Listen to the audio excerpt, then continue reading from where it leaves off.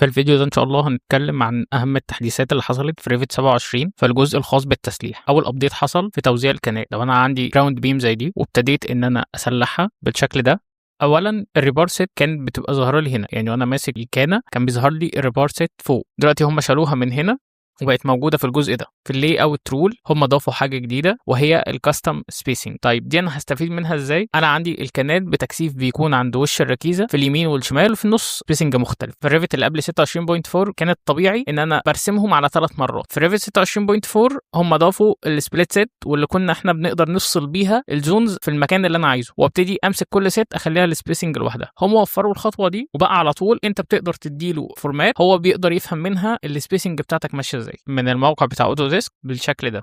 33% دي النسبه اللي انت عايزها، يعني انا لو عندي التل هيبقى 33، فلو عايزها 25% او ايا كان هقدر ان انا اعملها، وال100 السبيسنج بتاعت التكثيف. وهنا هلاقي باقي 33%، يعني انا عندي في الاول 33% وفي الاخر في 33%، والباقي اللي في النص ده السبيسنج بتاعه 200، وهقدر ان انا اظهرها معايا في التاج عادي عن طريق السبيسنج سمري. هلاقي ان هو هنا كاتب لي 100 على 200. ممكن بقى اظبط التاج زي ما انا عايز، بس الريفت من غير ما انا يبقى عندي شيرد بارامتر انا محتاج اكتب فيه السبيسنج بتاعت ال3 زونز هو لوحده، هو قرا ده. دي كده اول حاجه.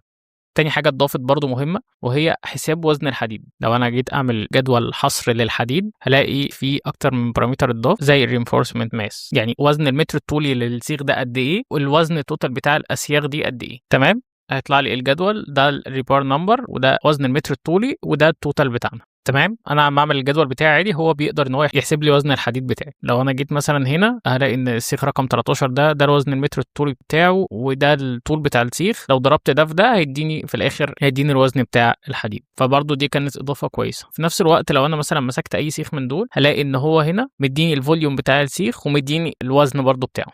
دي اهم الابديتس اللي حصلت في التسليح. في باقي الفيديوهات ان شاء الله هنتكلم برضو عن ابديتس حصلت، ولكن دول الاهم من وجهة نظري، او دول اللي فعلا فارقين في الشغل بتاعنا.